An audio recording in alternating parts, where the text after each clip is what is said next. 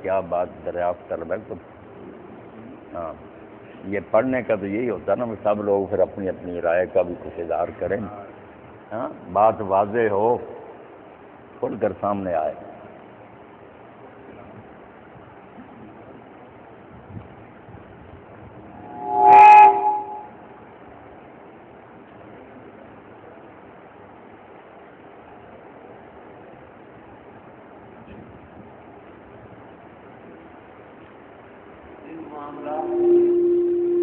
Chemistry نے ہمیں کیا دیا اور فزکس نے ہمیں کیا دیا، یہ جو ایسٹرالوجی اس نے کیا دیا اور فلاں جی نے کیا دیا، یہ جو دنیاوی جو ہے نا یہ علوم ہے، یہ جو نظارہ ہے، یہ ایک طرح ہمارے مشاہدات ہیں کہ یہ چیز اوپر سے پھینکو تو نیچے کیوں آ جاتی ہے،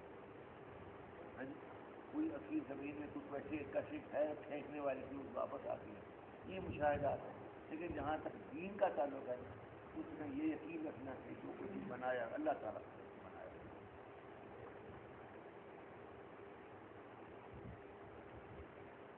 اور اس میں کسی قسم کی کوئی اپنی عقل اور اپنے کوئی توجیحات وغیرہ جو ہے نا ان کی کوئی ضرورت نہیں۔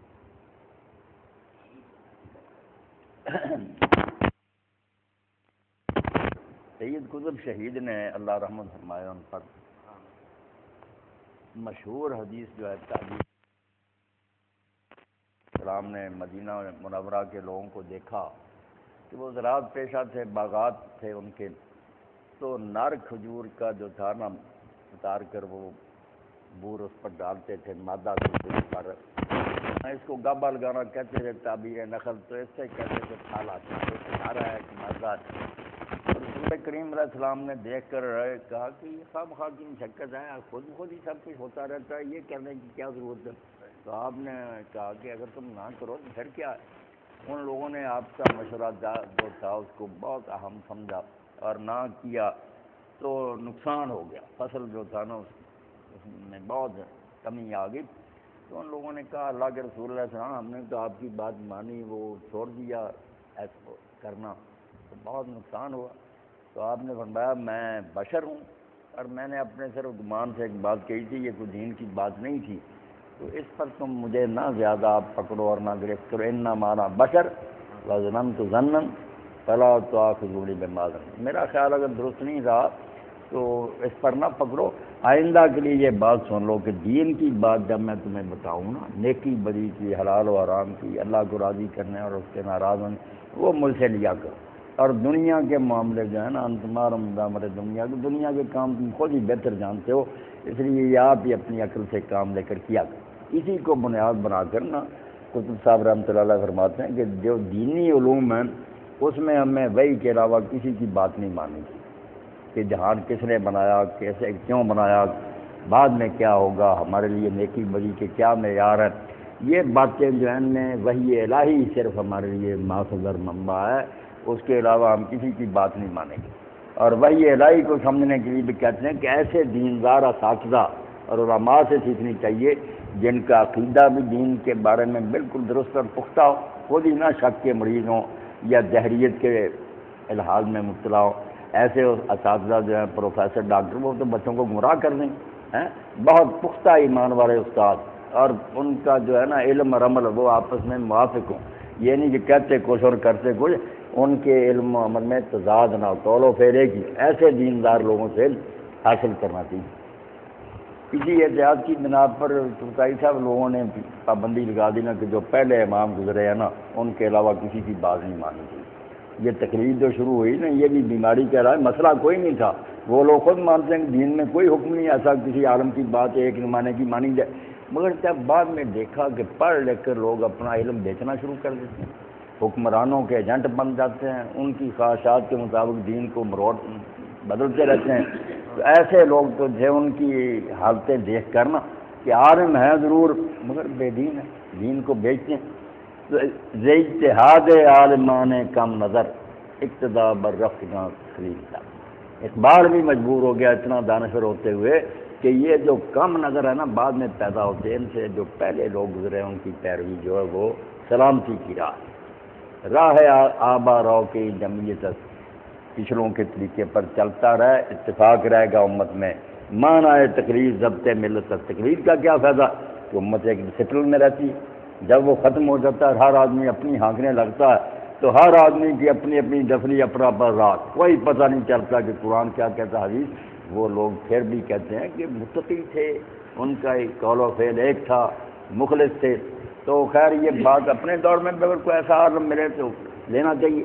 تو کہتے ہیں وحی الہی کو حاصل کرنے میں بھی صحیح العقیدہ اور عامل عالم جو ہے اس کی بات مانیں گے۔ باقی دنیاوی علوم جو ہیں یہ میڈیسن ہے، طب ہے، علاج معالجہ، زراعت کے طریقے ہیں، ایسی باتیں یہ ٹیکنالوجی، اس میں وہ کہتے ہیں مسلم غیر مسلم کی کوئی بات نہیں۔ رسول اللہ نے جب خود کہہ دیا کہ دنیا کے کام تم آپ بہتر جانتے ہو تو جس سے جی چاہے لو۔ اور یہ بھی بات انہوں نے سمجھائی کہ یہ دنیاوی علوم بھی جو ہے نا یہ بھی فرض کفایہ، یہ امام غزالی رحمۃ اللہ علیہ نے بڑی تشریح کی ہے کہ لوگ سمجھتے ہیں ڈاکٹر کی کیا ضرورت ہے، نہ بھی بستی میں حکیم ہو یا زراعت کا ماہر نہ ہو، کہتے ہیں بالکل غلط ہے۔ ہر بستی میں کم از کم ایسا ایک آدمی جو ہے اس کا فرض ہے، یہ فرض کفایہ، ایک بھی نہ ہوگا ساری بستی گناہ گار ہو، ضرورت پڑ جائے گی کہاں سے پھر علاج معالجہ کرائیں گے، زراعت کے مشورے کے۔ یہ دنیاوی علوم جو ہیں ان کا حاصل کرنا بھی مسلمانوں پر فرض ہے۔ کچھ کام لوگ سیکھ لیں، ٹھیک ہے، کام چل رہا۔ تو اس کے بارے میں پھر انہوں نے فرق کیا کہ یہ دنیاوی علوم جو ہے نا ان کا بھی حال یہ ہے کہ لوگوں نے ان کو بھی عقیدے کے ساتھ گڈمڈ کر دیا۔ یہ اگر رہتی ہے نا کیمسٹری فزکس وغیرہ جو مشاہدات، جیسے آپ نے کہا کہ لیبارٹری میں دیکھا یا دوربین سے دیکھا، تو مشاہدات سے اسلام کو کیا تکلیف ہے؟ جو چیز نظر آ رہی ہے اس کا انکار ہی نہیں کیا جا سکتا۔ مگر مصیبت یہ ہے کہ مشاہدات اور تجربات کو لے کر پھر اس پر نظریات کی عمارتیں استوار کی، کچھ گھڑی ہیں باتیں کہ یہ جو نظر آ رہا ہے معلوم ہوتا ہے ایسے ہوا ہوگا، جیسے کسی نے بندر سے انسان بنتا نہیں دیکھا، آج تک نہیں کسی نے دکھایا کہ یہ بندر اب اس کی گم ہو رہی ہے، یہ انسان کی گئی۔ کہتے ہیں سائنس کی بنیاد مشاہدے پر، مگر یہاں مشاہدہ کوئی نہیں، ایک اٹکل پچو بات ہے نا، ظن و تخمین، اپنی طرف سے ہی فرض کر لیا کہ یہ معلوم ہوتا پہلے جانور تھا پھر یوں ہوا ہوگا۔ مولوی صاحب نے بہت اچھا لکھا ڈارون میں، یہ ہوگا ہوگا ہوگا کئی طرح سے کہ ہوگا ہی چلتا جاتا۔ سائنس ہوگا ہوتی ہے، سائنس تو ہے کہ دکھاؤ بنتا ہوا، نہیں بنتا، صرف اپنی طرف سے اللہ سے جان چھڑانے کے لیے یہ نہ ماننا پڑے کہ کوئی خالق ہے جو بنا رہا الگ نہیں، اس طرح ہوا، وہ موافق آ گئی تو پھر یہ ہو گیا، فلاں کی گردن اس لیے لمبی ہو گئی کہ وہاں خوراک نہیں ملتی تھی، وہ اوپر کو کرتے رہے، زور لگاتے رہے، دوسروں کی چھوٹی اس لیے رہ گئی کہ آسانی سے پودے مل جاتے تھے۔ تو یہ جو گپے ہیں نا ان کو سید صاحب کہتے ہیں جو محض اپنے گمان ہے، کوئی مشاہدہ اس کی تائید نہیں کرتا۔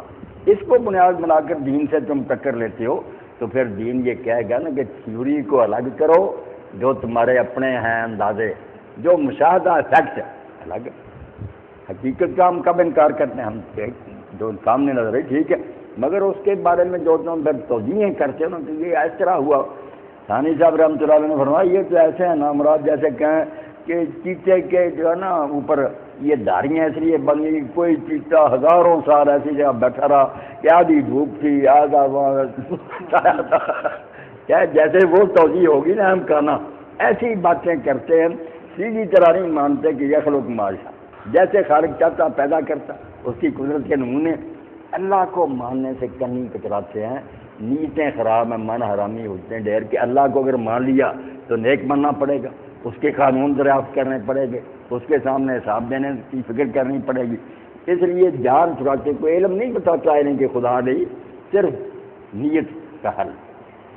تو یہ دینی علوم وہی سے لیے جائیں گے، دنیاوی علوم جہاں سے جی چاہے آپ روس سے سیکھ لیں، چین سے سیکھ لیں، مگر اس حد تک ہی جہاں تک وہ نا مشاہدات اور تجربات سے تعلق رکھتا ہے، ٹیکنالوجی سے جہاں وہ اپنے نظریے پیش کرنا سے اس کو بالکل پھینک دے، وہ کوئی نہیں۔ مولوی نذیر صاحب آپ بھی کوئی کہیں نا، بتائیں، اتنے لوگ بیٹھے ہوتے ہیں، کچھ نہ کچھ تبصرہ ہونا چاہیے۔ حکیم صاحب بھی بسم اللہ۔ یہ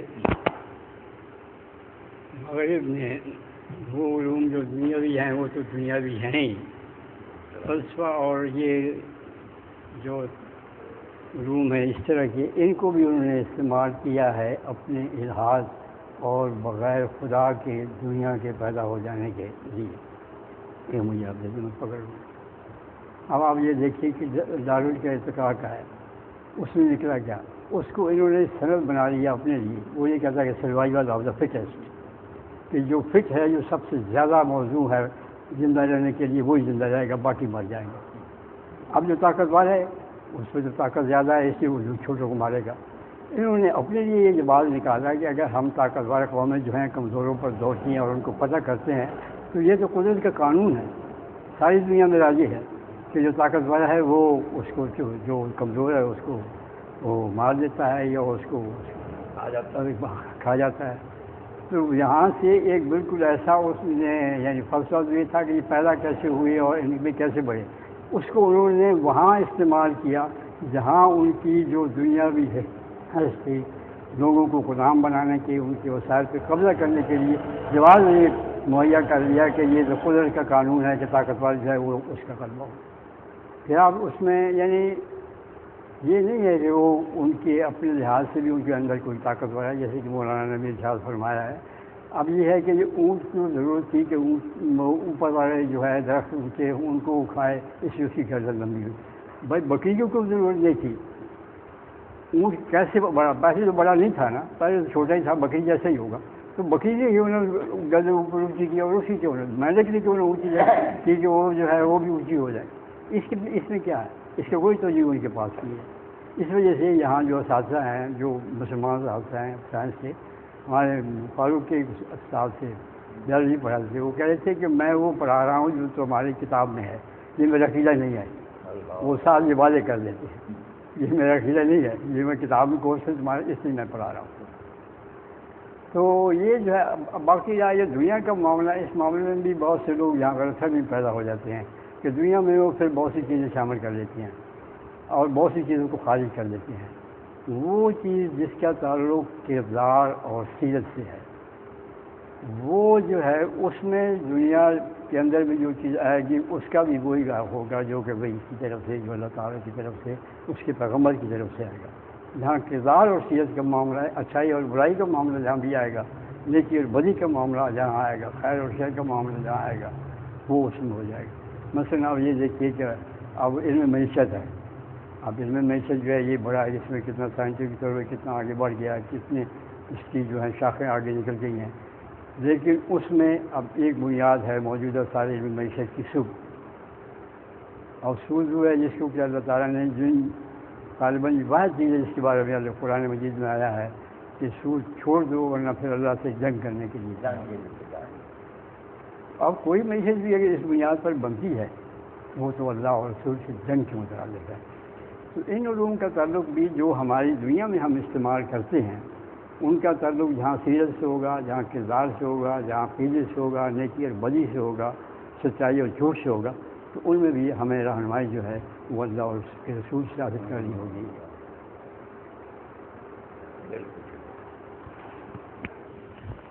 حکیم صاحب نے بہت اچھی بات کی طرف توجہ دلائی.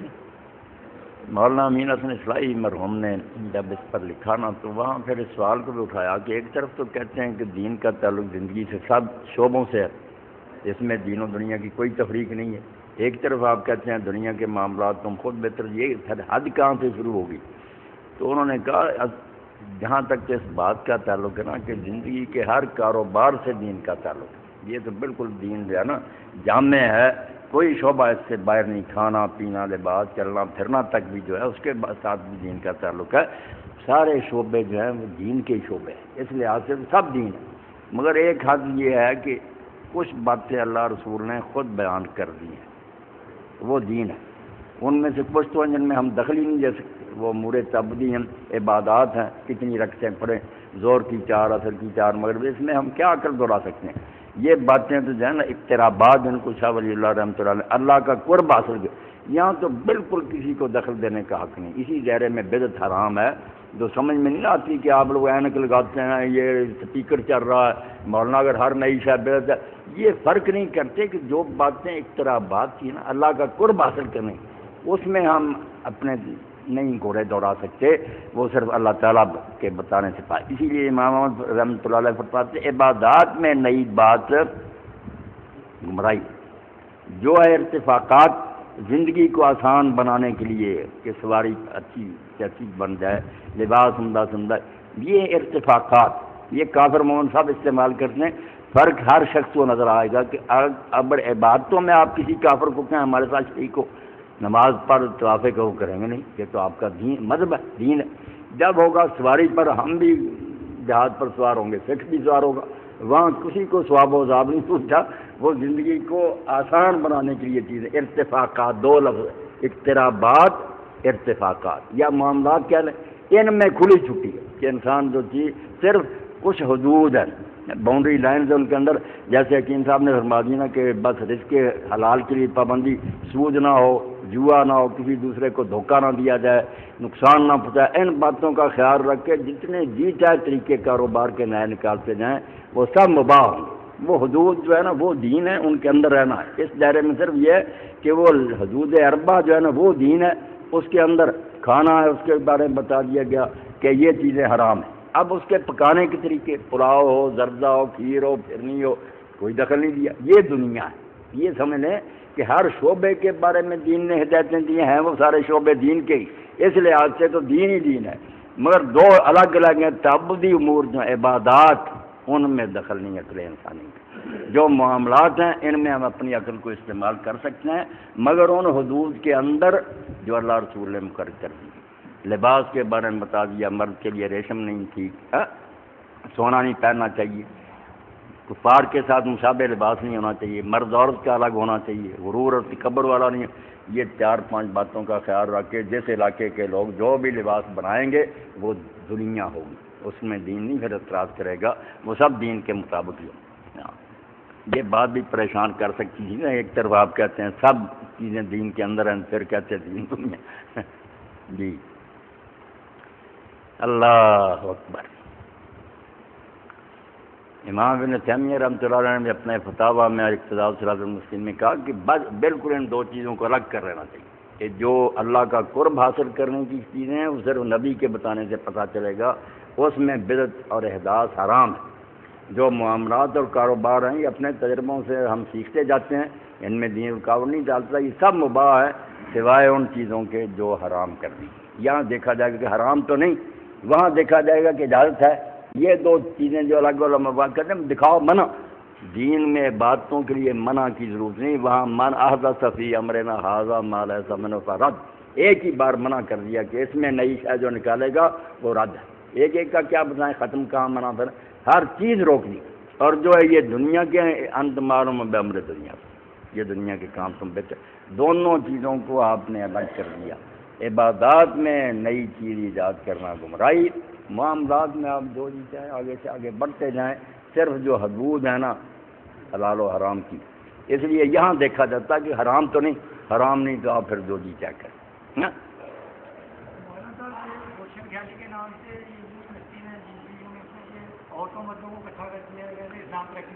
ہاں یہی دین کے خلاف ہے نا. اب تعلیم کے لیے جیسے جی چاہے ادارے بنائیں، مگر یہ اختلاط مرد و زن کا یہ تو قرآن مجید سے صاف نظر آتا. حدیث رسول کے اللہ رسول ان کو بالکل الگ الگ رکھنا چاہتے. بعض جماعت نماز میں بھی کہا رات کی نمازوں میں آئیں، خوشبو لگا کر نہ آئیں، پچھلی صفوں میں کھڑی ہوں، اور پھر روکنے کے لیے کہ نہ آئیں کہا مردوں کی سب سے اچھی صف پہلی اور سب سے بری پچھلی، اور عورتوں کی سب سے بری پہلی اور سب سے اچھی پچھلی، یعنی یہ نہ آئیں، پیچھے ہٹایا ان کو. اور کہا کہ گھر کے اندر نماز بہتر ہے. اور یہ بھی ہدایت فرما دی کہ جب تک میں منہ نہ پھیروں، کوئی مرد منہ نہ پھیرے، اس وقت تک آپ پھر منہ نہیں پھیرتے تھے نماز کے بعد، جب تو پتہ نہ چل دیتا کہ عورتیں گھروں میں پہنچ گئیں. اس لیے دین کے ساتھ میرے بھائی یہ جو ہے نا کہ مرد عورت اکٹھے، اس کا نہیں میل ہو سکتا. یہ کفر ہوگا کہ دین میں ترمیم، یہ کا خیال رکھیں. پھر جو جی چاہے پڑھاتے پھر اختلاط ہے مرد و زن نہیں، اسلام کے گلے سے یہ نہیں اتر سکتا. اب اس کو روشن خیالی کریں گے، یہی دین کی ترمیم ہے، رد و بدل. حکیم صاحب کو آپ اٹھائیں. بسم اللہ الرحمن الرحیم. یہ نبی کریم صلی اللہ علیہ وسلم کا حجۃ الوداع کا خطبہ یہ خاصا طویل ہے، میں اس کا کچھ حصہ آپ کے سامنے پڑھوں گا.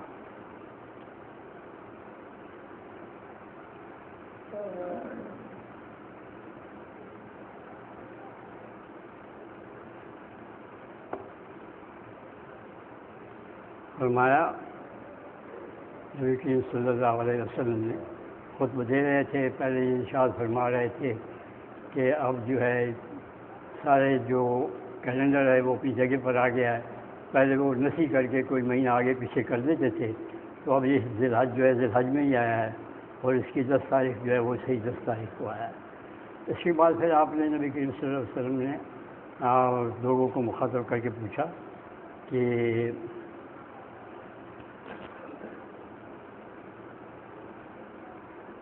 ای شہر ھذا، یہ کون سا مہینہ ہے؟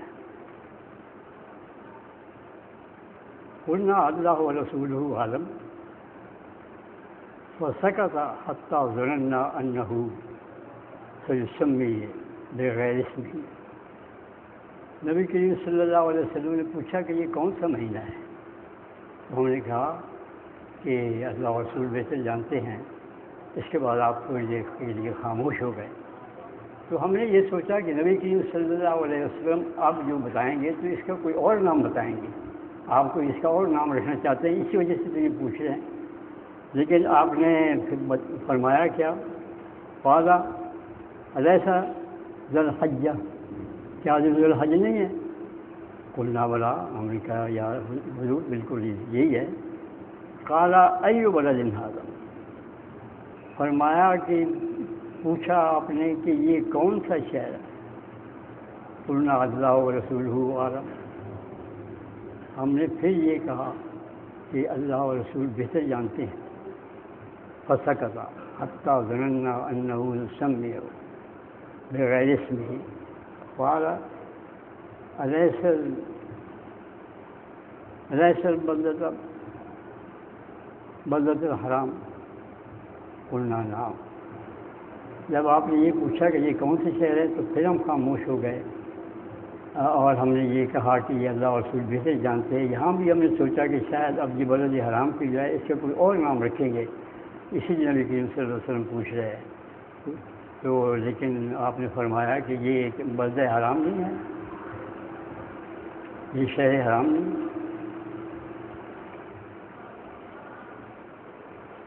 قال فأی یوم ھذا، اس کے بعد آپ نے فرمایا کہ یہ دن کون سا دن ہے؟ قلنا اللہ و رسولہ عالم، ہم نے کہا کہ اللہ اور اس کے رسول بہتر جانتے ہیں۔ فسکت حتی ظننا انہ یسمیہ بغیر اسمہ، اس کے بعد پھر آپ خاموش ہو گئے، اور ہم نے یہ پھر یہ خیال کیا کہ شاید اس کا بھی آپ کوئی اور نام رکھ دیں، اسی وجہ سے یہ آپ خاموش ہو گئے ہیں۔ تو آپ نے فرمایا الیس یوم النحر، کیا یہ یوم نحر نہیں ہے، قربانی کا دن نہیں ہے، 10 ذی الحج نہیں ہے؟ قلنا بلی، ہم نے عرض کیا ہاں یا رسول اللہ یہی ہے، یوم النحر ہے۔ قال فإن دماءکم واموالکم واعراضکم علیکم حرام کحرمت یومکم ھذا فی بلدکم ھذا فی شہرکم ھذا۔ پھر آپ نے ارشاد فرمایا، جب ہم یہ آپ فرما چکے کہ یہ مہینہ حرام ہے، فرمایا کہ اب سنو، اب یہ ساری چیزیں توجہ دلا کے دیکھیے کہ اس میں کتنی بلاغت ہے اور کتنا زور اس میں پیدا کیا ہے نبی کریم صلی اللہ علیہ وسلم نے، اس بات کو ذہن نشین کرانے کے لیے اور اس کی اہمیت کو واضح کرنے کے لیے کیا اللہ تعالیٰ کے رسول نے جو اس کا اسلوب اختیار فرمایا ہے، یہ بہت قابل غور ہے۔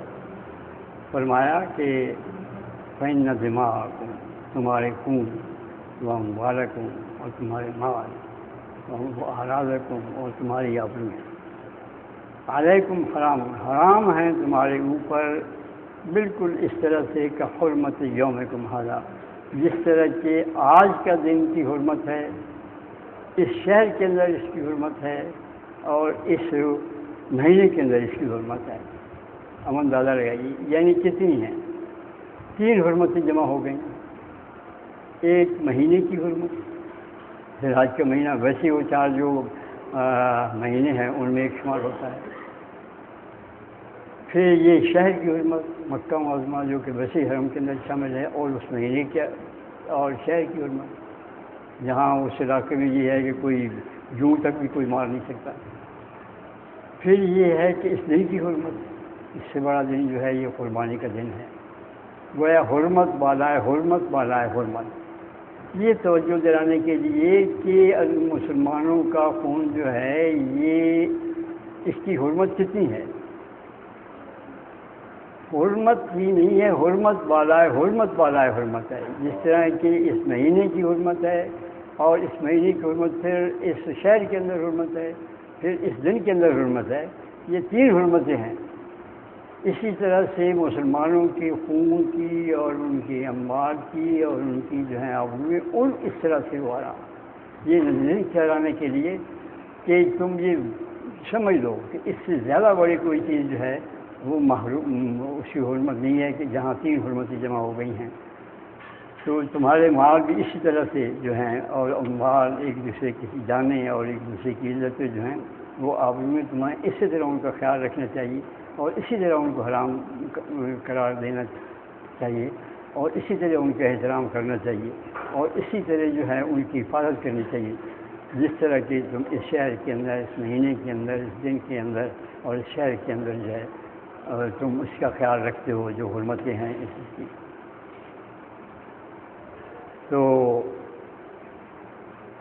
یہ ایک ایسا اسلوب ہے، اور یہ اس وقت نبی کریم صلی اللہ علیہ وسلم نے یہ ارشاد فرمایا جب کہ آپ دنیا سے رخصت ہونے میں 3-4 مہینے صرف باقی رہتی. ذی الحجہ اور آپ کی وفات جو ہے ربیع الاول کے میں ہو گئی، 11ویں یا 12ویں جو بھی تاریخ ہے اس کے 3 مہینے ابھی سارے باقی تھے. اس وقت یہ آپ ارشاد فرما رہے ہیں کہ کیوں یہ کس قدر جو ہے تمہارے لیے دوسرے کی جان کا اور مال کے احترام واجب ہے، اور کس طرح سے یہ تمہارے اوپر حرام ہے تمہارے ان پر ہاتھ ڈالنا، ان کو نقصان پہنچانا. پھر فرمایا اس کے پہلے بھی نبی کریم صلی اللہ علیہ وسلم نے اس سلسلے میں کہ بہت ارشادات ہیں، وہ آگے میں عرض کروں گا. وَسَتَلْقَوْنَ رَبَّكُمْ فَيَسْأَلُكُمْ عَنْ أَعْمَالِكُمْ أَلَا فَلَا تَرْجِعُوا بَعْدِي كُفَّارًا يَضْرِبُ بَعْضُكُمْ رِقَابَ بَعْضٍ. اور سنو، ستلقون ربکم، تم اپنے رب کو ملو گے. تو زیادہ دور نہیں ہے وہ وقت جب کہ تمہیں اپنے رب سے ملاقات ہوگی. اور یہ نہیں کہ تم جو کچھ یہاں کرو گے کسی کی حرمت پہ ہاتھ ڈالو گے، کسی کی مال پر یا جان پر یا جو کچھ پوچھا نہیں جائے گا. فَيَسْأَلُكُمْ، تم سے پوچھے گا عَنْ أَعْمَالِكُمْ، جو کچھ تم نے یہاں کیا ہے اس کے بارے میں تمہاری مسئولیت ہے، تم سے پوچھ گچھ ہوگی، پرسش ہوگی. أَلَا فَلَا تَرْجِعُوا بَعْدِي كُفَّارًا يَضْرِبُ بَعْضُكُمْ رِقَابَ بَعْضٍ. سنو، خبردار رہو، تم میرے بعد وہ طرز عمل اختیار نہ کرنا جو کہ کافر ایک دوسرے کے ساتھ طرز عمل اختیار کرتی ہے، کہ ایک دوسرے کی گردن مارو، ایک دوسروں کو قتل کرو، ایک دوسرے کی خوریزی کرو. یعنی کفار حسدم، یہاں سے ایک تو پہلے حرمت کس طرح سے حرمت بالا ہے، حرمت بالا ہے، حرمت کو واضح کیا، اور پھر یہاں کفارن کا لفظ لا کے اس سے اور اس کی حرمت سے وہ واضح ہو گئی کہ گویا یہ فعل ایسا ہے کہ کسی مسلمان سے سرزد نہیں ہو سکتا کہ وہ کسی مسلمان کا خون یا اس کی مال یا اس کی جو آبرو ہے اس پر ہاتھ ڈالے اور غلط طور پر اور ناجائز طور پر ظلم کر کے ان کو نقصان پہنچائے. نبی کریم صلی اللہ علیہ وسلم کے ارشادات اس بارے میں بہت واضح ہیں، لیکن یہاں جو زور ہے وہ اور ہی ہے. کچھ ایک ارشاد ہے آپ کا کہ المسلم من سلم المسلمون من لسانہ و یدہ، کہ مسلمان وہ ہے جس کی زبان سے اور جس کے ہاتھ سے مسلمان محفوظ ہے. دوسری حدیث میں آپ کا ارشاد ہے کہ المسلم لا یسلمہ ولا یخذلہ، کہ مسلمان نہ تو کسی مسلمان کو کسی دوسرے کے ظلم کرنے دیتا ہے، کسی یہ نہیں چھوڑنا، ولا یخذلہ، اور اس کو بے جار و مددگار نہیں چھوڑتا. نہ تو وہ اس کو چھوڑ دیتا ہے کہ اگر کوئی دوسرے کے اوپر زیادتی کر رہے ہیں تو وہ کہتے ہیں اچھا چلو، یہ نہیں ہے. اس کے اندر جہاں تک بھی طاقت ہوگی وہ مسلمان کو بچائے گا دوسروں کے ظلم سے، دوسروں کی زیادتی سے، جو کچھ اس کے اوپر ظلم کسی کی طرف سے ہو رہا ہے. نہ وہ اس کو تنہا نہیں چھوڑے گا، بے جار و مددگار نہیں چھوڑے گا، اور نہ وہ دوسروں کے حوالے کرے گا. تو بلکہ وہاں تو یہ ہے کہ فرمایا کہ المومن للمومن کالبنیان یشد بعضہ بعضا، ایک مسلمان کی حیثیت دوسرے مسلمان کے لیے بالکل ایک ایسی ہے جیسے ایک عمارت کی، اس کا ہر حصہ بلکہ اس کی ہر اینٹ جو ہے وہ دوسرے کی جو ہے مضبوط بناتی ہے۔ آپ سوچیں گے اس کا اینٹیں اگر نکالنا شروع کر دیں تو نہیں باقی رہے گی، جس سے ہر اینٹ جو ہے وہ عمارت کی پختگی کا باعث ہوتی ہے، اسی طرح ہر مسلمان جو ہے وہ ایک کے ساتھ دوسرے کے ساتھ جڑا ہوا ہے، اور اس کے ساتھ جڑے ہونے کا مطلب یہ ہے کہ وہ ایک دوسرے کو تقویت پہنچا رہے ہیں، ایک دوسرے کو طاقت بنا رہے ہیں۔ تو یہ نبی کریم صلی اللہ علیہ وسلم کا ارشاد جو ہے، اس کے بعد پھر کیا، یہ تو ایک ہوئی بات، آپ مزید جو اس کا آپ سنیں اس خطبے کے بعد پھر آپ نے فرمایا کہ اللہ حلب اللہ، اللہ حلب اللہ، اللہ حلب اللہ، سنو کیا بات میں نے پہنچا دی، جو کچھ مجھے آپ تک پہنچانا تو پہنچا دیا۔ تو لوگوں نے کہا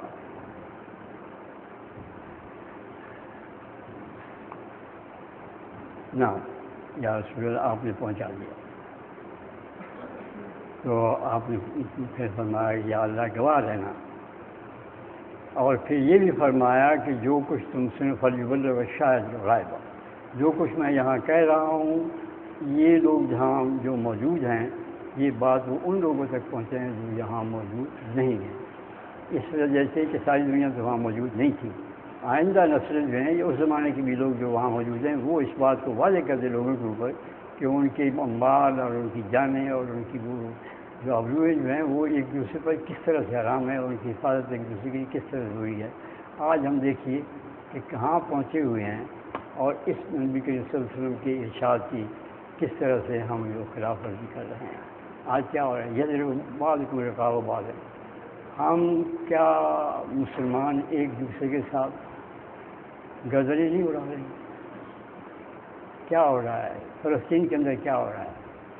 فتح جو ہے حماس کی گردنیں اڑا رہے ہیں، وہ ان سے بہتر مسلمان ہیں، اللہ تعالیٰ کے اچھے بندے ہیں، لیکن وہ اسرائیل کے ساتھ مل گئے ہیں، اور اسرائیل جو ہے وہ فلسطینیوں کی اور مسلمانوں کی وہ گردنیں اڑا رہے ہیں۔ یہاں دیکھیے کیا ہو رہا ہے، افغانستان کا ایک حصہ جو ہے ان کے جو پٹھوں ہیں وہاں کے، وہ خود اپنے بھائی جو ہیں ان کے لیے گردنیں اڑا رہے ہیں، اور ویکنوں کو انہیں بلا رکھا ہے وہاں۔ پاکستان کے اندر کیا ہو رہا ہے، یہاں ہم نے ٹھیکہ لے لیا ہے مسلمانوں کی گردنیں اڑانے کا، ہاں کہ ہم گردنیں اڑائیں گے، ہم بہتر گردنیں اڑا سکتے ہیں۔ آپ یہ دیکھیے کہ وہ علاقے جہاں ہمارا کبھی ایک سپاہی بھی جس سرحد پر نہیں ہوتا تھا، آج وہ 90,000 آدمی وہاں موجود ہیں، اس لیے کہ مسلمانوں کی وہ گردنیں ان کے ہاتھ سے اڑائیں اور امریکہ کو ان کا ہدیہ پیش کریں۔ اب ہم معاوضہ حاصل کرتے ہیں ان کو پکڑ کے دینے کا، جس میں تو آتا ہے لا یسلمہ ولا یغفر، کہ نہ وہ اسے تنہا چھوڑتا ہے، بجائے مدد خار چھوڑتا ہے، اور نہ وہ کسی کو حوالے کرتا ہے۔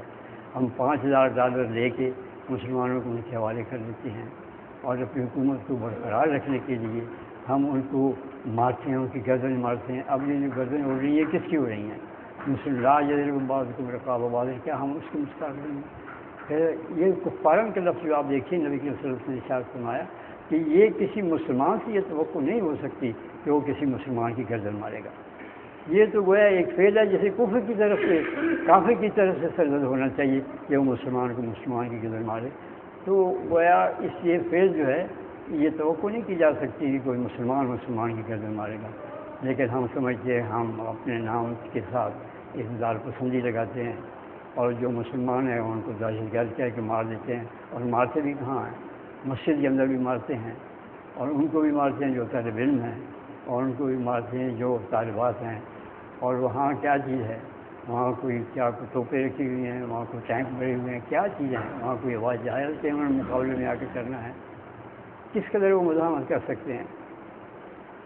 اب یہ ہے کہ جنازے کے بغیر ان کی دفنائے گئے ہیں، اور کسی کو معلوم نہیں کہ انہیں دفنایا کہاں گیا ہے، کسی کی قبر کہاں ہے، کسی کی معلوم ہے ان کو تعداد کتنی ہے، مسجد کے اندر چیزیں ہیں اور چیزیں ایسائی، تو کیا چیز ہے یہ سب چیزیں ہو سکتی تھیں، مسلمانوں کے خون کی حفاظت کی جا سکتی تھی، اور یہ کھوجنے سے بچا جا سکتا تھا، لیکن پھر وہ ذات جو ملنی تھی کہ مسلمانوں کو مسلمانوں کی گردن سے مروانے کے لیے جو معاوضہ ملنا تھا برسر اقتدار رہنے کے لیے، وہ قیمت جو انہوں نے وصول کرنی تھی اس کے لیے تو پھر ضروری تھا، ورنہ آخر وقت تک یہ ممکن تھا کہ یہ اتنی جانیں جو ہیں وہ جانیں جن کی حفاظت کرنے کا حکم تھا ان کو اپنی گھروں کا نشانہ نہ بنائیں، لیکن اللہ تعالیٰ کا غضب کو دعوت دینے کے لیے ہمارے حکمران نے یہ کوشش کر دیا۔ اللہ تعالیٰ ہمیں فہم دے، عقل دے اور ایمان دے، اور یہ توفیق دے کہ ہم اپنی کوششوں سے جو کچھ بھی اللہ تعالیٰ نے ہمارے عطا کی ہے، ہم اس نظام کو بدلنے کے لیے جو کچھ بھی ہم کر سکتے ہیں اس میں کوئی کمی اور کوتاہی نہ کریں۔ ہم اس سوال سے نہیں بچ سکتے، جیسے کہ نبی کریم صلی اللہ علیہ وسلم نے فرمایا کہ یسرکم اعمالکم، فقط اللہ تعالیٰ سے پیش ہوئے تو تم سے پوچھا جائے گا، ہم سے بھی پوچھا جائے گا کہ تم بھی اس ملک میں رہتے تھے، تم نے کیا کیا۔ خدا والا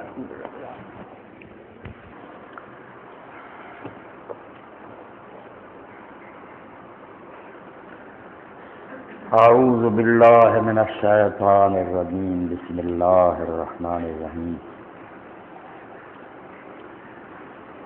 وما كان لمؤمن ان يقتل مؤمنا الا خطأ ومن قتل مؤمنا خطأ فتحرير رقبة مؤمنة ودية مسلمة الى اهله الا ان يصدقوا فإن كان من قوم عدو لكم وهو مؤمن فتحرير رقبة مؤمنة وإن كان من قوم بينكم وبينهم ميثاق فدية مسلمة إلى أهله وتحرير رقبة مؤمنة فمن لم يجد فصيام شهرين متتابعين توبة من الله وكان الله عليما حكيما ومن يقتل مؤمنا متعمدا فجزاؤه جهنم خالدا فيها وغضب الله عليه ولعنه وأعد له عذابا عظيما يا أيها الذين آمنوا إذا ضربتم في سبيل الله فتبينوا ولا تقولوا لمن ألقى إليكم السلام لست مؤمنا تبتغون عرض الحياة الدنيا فعند الله مغانم كثيرة كذلك كنتم من قبل فمن الله عليكم فتبينوا ان الله كان بما تعملون خبيرا۔ سورہ النساء کی آیات میں نے آپ کے سامنے تلاوت کی ہے۔ رسول کریم علیہ الصلوۃ والسلام نے کفار کے قبیلہ کی طرف اپنا ایک لشکر روانہ فرمایا۔ قبیلہ والے لشکر کی خبر پا کر بھاگ گئے، سامنے نہیں آئے، مگر ایک آدمی جس کے پاس کچھ بکریاں تھیں وہ نہیں گیا، پہاڑ کے پاس ہی اس نے ڈیرا لگا لیا۔ جب یہ اسلامی لشکر وہاں پہنچا تو اس نے اسلامی طریقے سے السلام علیکم کہا، مگر ان لوگوں نے اپنی جگہ یہ اجتہاد کر کے سوچ کے کہ یہ صرف اپنا مال بچانے کے لیے، جان بچانے کے لیے ایسا کر رہا ہے، مسلم نہیں ہے، باقی بھاگ گئے، یہ بھی ان کا ساتھی ہے، صرف یہ اس نے ایک بہانہ بنایا، اس کو غیر مسلم سمجھ کے قتل کر لیا۔ تو اللہ تعالیٰ اس پر خاموش نہیں رہا، قرآن مجید میں آیات نازل ہوئی، اللہ تعالیٰ نے فرمایا کہ مومن کا یہ کام نہیں ہے کہ کسی مومن کو قتل کرے سوائے غلطی کے۔ سارے احکام بیان فرما دے، جب موقع ہوتا تھا، جب ایسے موسم ہونا تو بارش اتر جاتی ہے، یہ احکام اسی طرح نازل ہوئے کہ ایک بات ہوئی تو پھر متعلقہ سارے مسائل بیان ہو گئے۔ اللہ تعالیٰ نے عام قوانین بیان کر لیے کہ غلطی سے مسلمان مر جائے تو پھر کیا ہو، جان بوجھ کر کوئی مارے پھر کیا ہے، اور ایسی حالت میں جب کہ پتہ نہیں یہ مسلم ہے یا نہیں، سلام کہتا وہاں کیا، ساری باتیں بیان کر لی۔ تو پہلے تو یہ فرمایا کہ کوئی مومن ایسا نہیں کر سکتا کہ وہ کسی مومن کو قتل کرے سوائے اس کے کہ غلطی ہو جائے۔ اس نے شکار پر فائر کیا تھا، آپ کسی آدمی کو لگ گیا نا، اس نے دشمن سمجھا، بعد میں پتہ چلا کہ نہیں تو یہ تو مسلم ہے، غلطی سے مارا جائے تو ہو سکتا، ورنہ مومن یہ کام نہیں کر سکتا کہ وہ اپنے ایماندار بھائی کو مارے۔ اب جب آپ دیکھتے ہیں کہ ایک مومن کی اللہ کے ہاں قدر و منزل کیا ہے کہ حضرت علی رضی اللہ تعالیٰ عنہ کو جب آپ خیبر کا قلعہ فتح کرنے کے لیے روانہ فرما رہے تھے تو وہ تھوڑا سا چلے، پھر منہ موڑ کر انہوں نے پوچھا کہ اللہ کے رسول صرف جنگ ہی ہے یا کچھ اور بھی؟ فرمایا نہیں، پہلے دعوت دو، اسلام کی طرف بڑھاؤ، کیونکہ تمہارے ہاتھوں ایک آدمی کو ہدایت نصیب ہو جائے نا، ایک آدمی کلمہ پڑھ لے تو وہ سرخ رنگ کے اونٹ جو ہیں ان کی قطاروں سے بہتر ہے۔ اب سرخ اونٹ جو تھا وہ بڑا عرب کا قیمتی مال تھا، جیسے ہمارے سامنے سمجھ لیں پاؤنڈ ہے، ڈالر ہے، تو یہ کہا کہ بے شمار سرخ اونٹ حاصل ہو جائیں تو اس سے بہتر ہے کہ ایک آدمی کلمہ پڑھ لے، اللہ کی عدالت میں پیش کر دے کہ میری کمائی یہ ہے، میں نے اس کو اسلام میں دائرے میں۔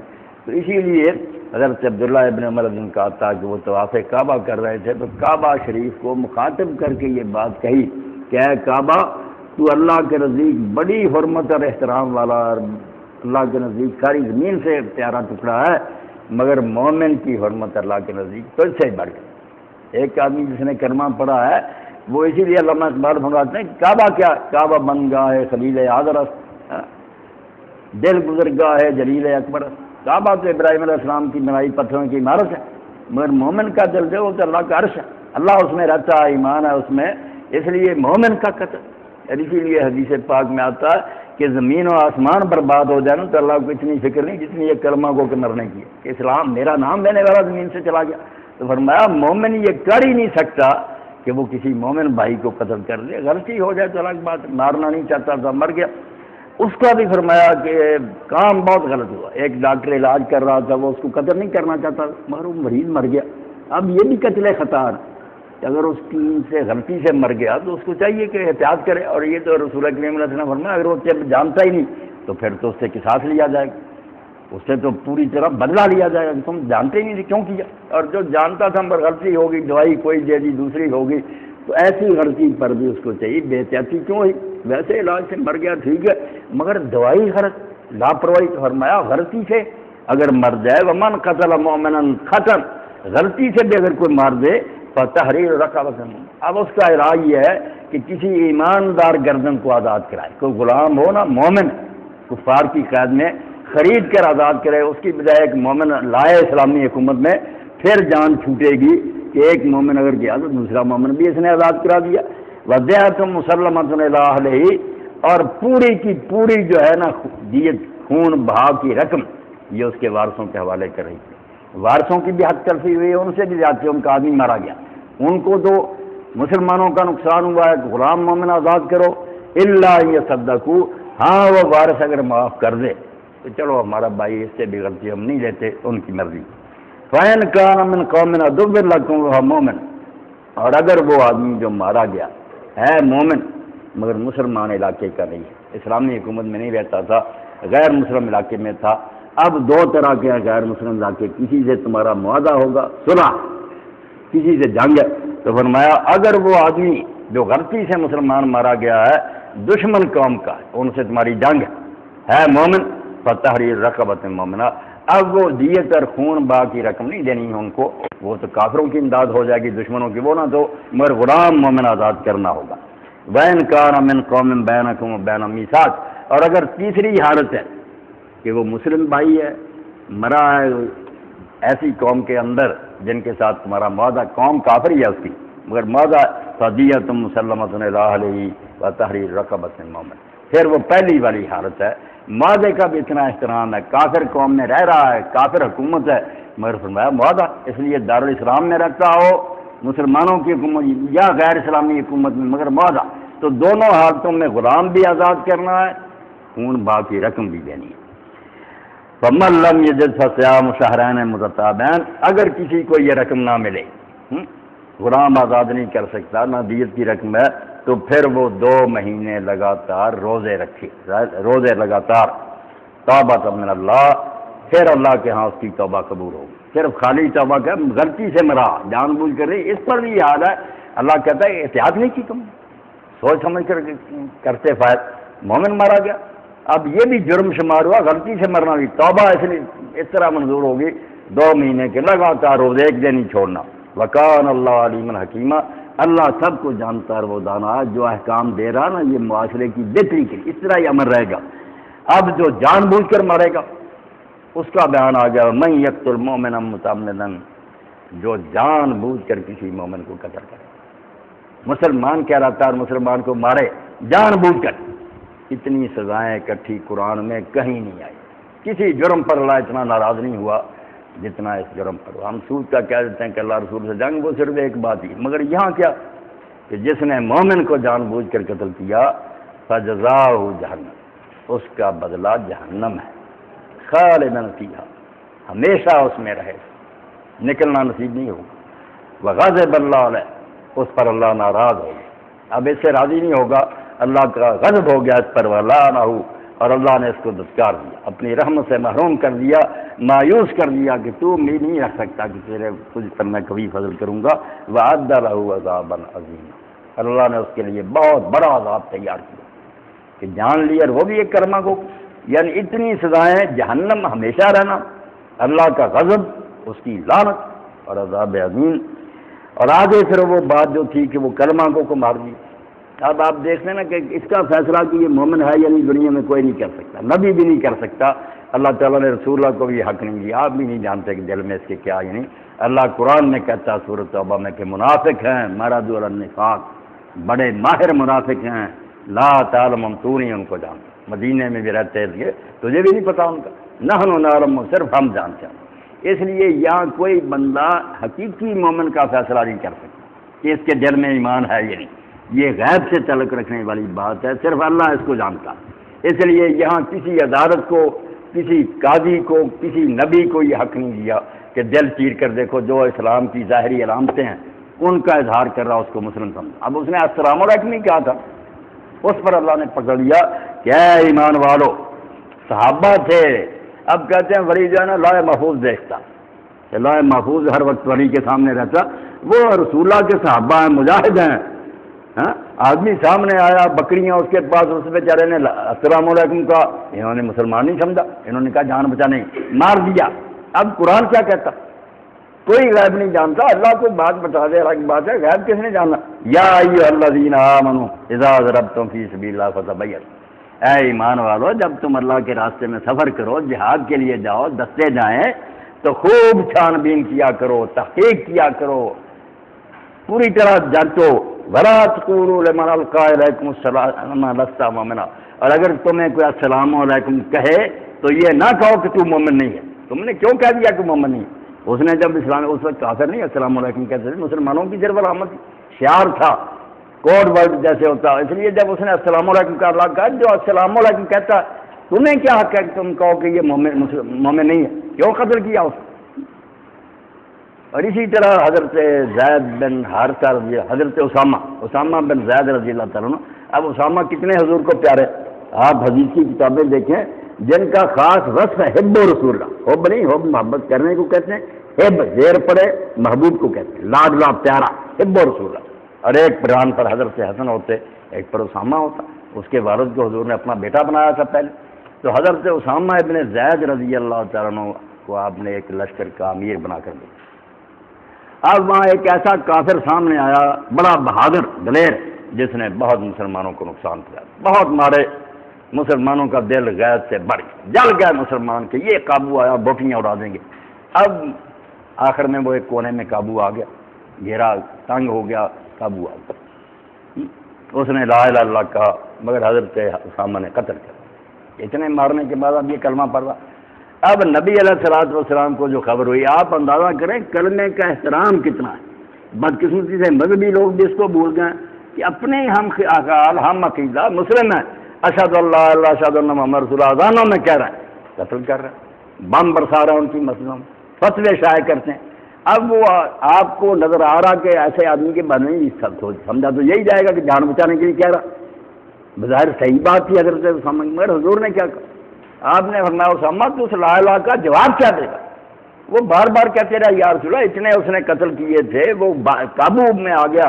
اس نے کہا، حضور نے فرمایا اللہ نے تجھے دل چیرنے کا حکم دیا، جب اس نے لا الہ کہہ دیا تھا رک جانا چاہیے۔ اب تو قیامت کے دن جب وہ لا الہ لے کر آئے گا اس کا جواب کیا دے گا؟ تو حضرت اسامہ کہتے ہیں حضور نے اتنا ڈانٹا، اتنے ناراض ہوئے کہ میں نے اپنے دل میں سوچا کہ کاش میں آج نئے سرے سے اسلام میں آیا ہوتا تو میرے پچھلے گناہ معاف ہو جاتے، یہ قتل بھی میرا معاف ہو جاتا۔ یہ تو حضور نے اتنا ڈانٹا کہ اب پتہ نہیں چلتا کہ کیا ان کے دن میرا کیا بنے گا۔ اور میں جب وہ لا الہ لے کر پیش ہوگا تیرے پاس کیا جواب ہوگا؟ اتنے قتل کیے تھے، لا الہ کوئی شاید نہیں، جب اللہ کی توحید کا اس نے اقرار کیوں قتل کیا؟ اور نتیجہ کیا نکلا کہ ایسا وقت آیا کہ مسلمان آپس میں ٹکرا گئے، حضرت علی رضی اللہ تعالیٰ عنہ، حضرت معاویہ رضی اللہ عنہ، اور حضرت اسامہ جو تھے حضرت علی سے بہت محبت رکھتے تھے۔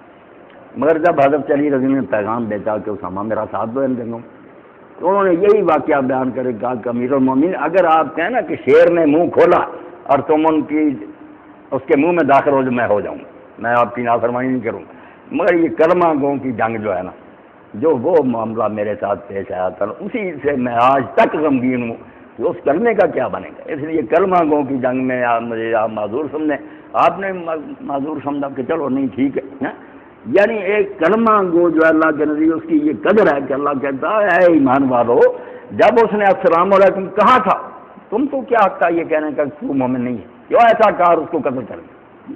اللہ کے رسول علیہ السلام تشریف فرما تھے, کوئی آدمی آہستہ آہستہ آپ سے بات کر رہا تھا, آپ کی آواز اونچی ہوئی تو پتہ چلا کہ کسی مسلمان کی شکایت کر رہا, اس نے کہہ رہا کہ وہ منافق ہے, وہ مسلمان نہیں ہے, اس کو قتل کرنا چاہیے.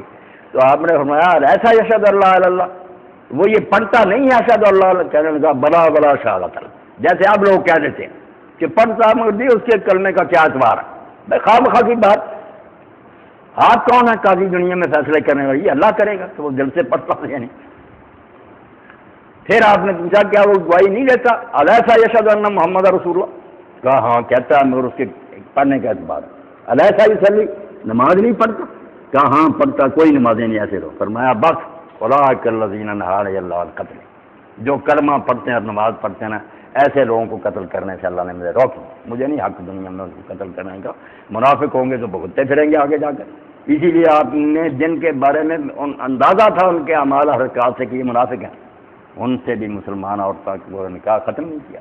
اچھی نیک مومن عورتیں ان کے گھروں میں رہی, وراثت میں حصہ دیا ان کو, ان کی اولادوں نے وراثت لی, جنازے پڑے گئے, قبرستانوں میں دفن ہوئے, کوئی ایسی بات نہیں ہوئی. رسول کریم علیہ السلام پر بھی جب حکم نازل ہوا کہ آپ اس کے بعد ان کے لیے دعا نہ کریں, ایک واقعہ بھی نہیں کہ آپ نے کسی کی نماز جنازہ نہ پڑھ. آخری یہ آیت اتری تھی, چاہیے تھا نا کہ کوئی منافق مرتا حضور نہ پڑھ, نہیں کوئی بھی نہیں آیا. اس لیے وہ صرف تنبیہ تھی. اسی لیے ابن حزم رحمۃ اللہ علیہ فرماتے منافق ظاہر میں مومن بن گئے, بعد میں انہوں نے کوئی حرکت نہیں کی, اس لیے حضور پھر ظاہر کے پابند تھے.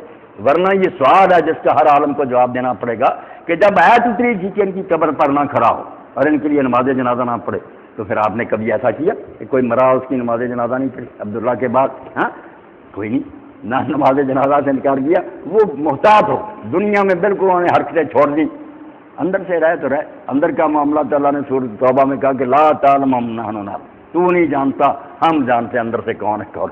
تو اسی کو مولوی صاحب رحمۃ اللہ علیہ فرماتے ہیں ایک ہے قانونی اسلام ایمان کہ جس کا فیصلہ کسی عدالت نے کرنا, اس کو مسلمان سمجھیں یا کافر قرار دے کے قتل کرے اور اس کی جائیداد ضبط کر لیں اور بیوی کا نکاح ختم کرے. یہ ہے صرف کہ جب کوئی شخص اعلان کر دے معاذ اللہ کہ میں محمد رسول اللہ صلی اللہ علیہ وسلم کو نبی نہیں مانتا, میرا ان پر ایمان ہے, اس کا نہیں رہا, یہ سرحد پار کرے گا تو کافر ہوگا. علماء امت جو تھے ہمارے سر وہ جانتے تھے کہ جو بات وہ مان کر اسلام میں داخل ہوا تھا اس نے یہ کہا تھا کہ میں ابو بکر کو مانوں گا, علی کو مانوں گا, کسی کا نہیں کہا تھا, رسول کو ماننے کا کہا تھا. اسی لیے مجھ سے کئی مولوی پوچھنے آپ کا کہتے, میں نے کہا یار شیعہ ہوں, خارجی ہوں, ناصبی ہوں, سارے صحابہ کے مانند ظاہر لعنت کرتے تھے, کافر کہتے تھے, مگر کسی صحابی اور تابعی نے ان کے ساتھ کفار والا سلوک نہیں کیا. جنگ بھی ہوئی, قتل بھی ہوئے, مگر جنازے پڑے گئے, ان کو مسلمانوں کی طرح دفن کیا. خود حضرت علی نے سلوک مسلمانوں والا کیا. ابن تیمیہ فرماتے ہیں صحابہ اور تابعین نے سیرت عادلہ اختیار, بالکل انصاف کا سلوک کہ بغاوت کر دی, قتل کیا, مگر کافروں والا معاملہ ایک بھی ان کے ساتھ نہیں کیا. اس لیے اسلام نام ہے اللہ کے رسول کو ماننے. بڑی پیاری بات اقبال نے کہی, ہم کہتے ہیں نبوت ختم ہو مگر کسی کو اس کا حقیقی مفہوم سمجھ نہیں آیا. ایک مسئلے کی بات بنا دی کہ وہ مرزائی کہتے ہیں نبی آئے گا, ہم کہتے ہیں نبی نہیں آئے گا. بات نہیں سمجھی کہ نبی بند ہونے کا معنی کیا. نبی بند ہونے کا مفہوم ہے کہ اب یہ امت بے فکر ہے, کسی کو مانے نہ مانے, کسی ولی غوث کتب کو کوئی مانتا ہے کوئی نہیں مانتا, بلکہ گالیاں دیتا ہے, کافر ہونے کا خطرہ ٹل گیا. اب کافر ہونے کا اندیشہ نہیں رہا. جو شخصیتیں اللہ کی طرف سے آتی تھیں کہ یہ اللہ کا پیغام ہے, نہ مانو گے تو کافر ہو جاؤ, پڑھو تہجد نمازیں, نبی ہے نہیں مانا گیا تھا. اب وہ ڈر نہیں رہا. کسی کے بارے میں کچھ سمجھتا اچھا ہے اچھا مانے, دوسرا سمجھتا میں نہیں اچھا سمجھتا کچھ بھی. اللہ رحمت فرمائے سید مودودی رحمۃ اللہ علیہ پر, ان کی مجلس میں ان کے ایک عقیل مانے نے کہا مولانا میں جس مسجد میں نماز جمعہ پڑھتا ہوں وہ مولوی بلا ناگا ہر جمعہ میں آپ کو کافر, بے دین, یہودی, مرتد, بے ایمان بہت گالیاں دیتا. میرا جی اس کے پیچھے نماز پڑھنے کو نہیں چاہتا. مولانا نے کہا یار میں نے دو چار حرف پڑھے ہیں دین کی, اس میں کہیں نہیں آیا کہ جو مودودی کو برا کہا اس کے پیچھے نماز نہ پڑھے. کیسی بات. جو نبی بن جاتے ہیں نا کہ میں نبی ہوں میرے خلاف, آپ فرق کریں. خود حضرت صدیق اکبر رضی اللہ عنہ کے دیکھیں, ابو داؤد شریف دیکھیں, ان کے سامنے گالیاں دی ایک شخص, خلیفہ بھی تھے, آپ کو بھی رنج آیا طبی طور پر. ایک عقیدت مند بھی غصے میں آ گیا, اس نے کہا حضور اجازت نے سر اڑا دوں میں. آپ غصہ پی گئے۔ اتنے میں وہ شخص چلا گیا تو آپ نے پوچھا اس آدمی سے اپنے عقید مان سے کہ تم یہ پوچھتے تھے اگر میں اجازت دے دیتا تو قتل کر دیں؟ اس نے کہا ہاں، میں نے کوئی قتل کیوں نہیں دی، فرمایا اسی لیے میں غصہ پی گیا۔ تجھے پتہ ہونا چاہیے کہ اسلام میں یہ مرتبہ سوائے نبی کے کسی کا نہیں۔ ہاں، یہ بات اگر لوگ سمجھ لیں کہ دنیا میں فیصلہ کرنے کی جو بات ہے نا کہ مسلم ہے یا نہیں، صرف ایک پوچھیں حضور کو مانتا، قرآن سچا، دین صحیح ہے، اس کے بعد عمل میں کوتاہیاں ٹھیک ہے، کوتاہیاں اللہ اس کا فیصلہ کرے، اور حقیقی ایمان اللہ سے اس کا واسطہ کہ دل میں ہے یہ نہیں، دنیا میں صرف یہ ہے کہ وہ اظہار کرتا ہے اسلامی شاعر کا۔ اب اس شخص نے صرف لا الہ الا اللہ السلام علیکم کہا تھا، کلمہ بھی نہیں پڑھا، مسلمان لشکر کو السلام علیکم کہا، مسلمانوں کا نشان تھا، مگر انہوں نے کہا نہیں، یہ مال بچانے کے لیے، جان بچانے کے لیے کر رہا، قبیلہ بھاگ گیا، اب یہ سب نے بہانہ بنا۔ ناراض ہو کر اللہ نے اتارا کہ جب تم زمین میں پھرتے ہو تو چھان بین کرو، وَلَا تَقُولُوا لِمَنْ أَلْقَىٰ إِلَيْكُمُ السَّلَامَ لَسْتَ مُؤْمِنًا، جو تمہیں سلام کہتا اس کو تمہیں یہ کہنے کا حق نہیں ہے کہ تم مومن نہیں ہو۔ تب تک ہونا عرض الحیات الدنیا، مال غنیمت لے آیا ہے نا، بکریاں وغیرہ سارا لوٹ کر حضور کو پیش کیا، آپ نے میں نہیں قبول کر، یہ کوئی مال حلال ہے، یہ کوئی غنیمت حلال نہیں، تو انہوں نے ایک مسلم کو قتل کر دیا۔ کہنے لگے جی وہ اس طرح تھا، قبیلہ باغ فرمایا کوئی بات، جب اس نے اسلام کا اعلان کر دیا تمہاری تلواریں میان میں ہو جانی چاہیے، کیوں قتل کیا؟ دنیا کا مال چاہتے ہو، فَإِنَّ اللَّهَ مَغَانِمُ كَثِيرَةٌ، یہ دنیا کے مالوں کو چھوڑو، اللہ کے پاس بڑی غنیمتیں ہیں، دنیا بھی دے گا اور آخرت میں انعام میں، اس کا خیال کیا کرو، یہ بکریوں وغیرہ کے لالچ نہ پڑو۔ كَذَٰلِكَ كُنتُم مِّن قَبْلُ فَمَنَّ اللَّهُ عَلَيْكُمْ فَتَبَيَّنُوا، اللہ نے کہا اب تم بڑے بنے پھرتے اور چودھری، دارالاسلام نصیب ہو گیا، مدینہ اسٹیٹ بن گئی، امن سے رہنے لگے، تم بن گئے بڑے مفتی، لوگوں کو قتل کرتے پھرتے، پہلے تم بھی ایسے تھے کہ اپنے اپنے قبیلوں میں رہ رہے تھے، بے بس تھے، ہجرت نہیں کرتے، اگر اس وقت اسلامی لشکر تمہیں قتل کرتے پھرتے، مانتے ہی نہ تمہیں مسلم، کیا بنتا پھر؟ تم بھی تو پہلے اسی طرح بے بس اپنے قبیلوں میں رہ رہے تھے، تو اللہ نے تم پر فضل فرمایا، ایک بیس بن گئی، علاقہ مل گیا، تم یہاں آ گئے، تو اب تمہیں بھی چاہیے کہ اگر ایسے بیچارے کوئی مجبور مسلمان رہ رہے ہیں اپنے علاقوں میں، ان کو قتل نہ کرو، فتبین، اچھی طرح تحقیق کیا کرو، ان اللہ کان بما تعملون خبیرا، اللہ جو کچھ تم کرتے اس سے باخبر ہے۔ دونوں فریقوں کو سمجھا دیا کہ اگر وہ دھوکہ کر رہا ہوگا اللہ اس کو بھی جانتا، خود فیصلہ کر رہے گا، قیامت کے دن نبت لے گا، تمہیں مارنے کی ضرورت نہیں، وہ فریب کرے گا، اللہ اس سے نپٹے گا۔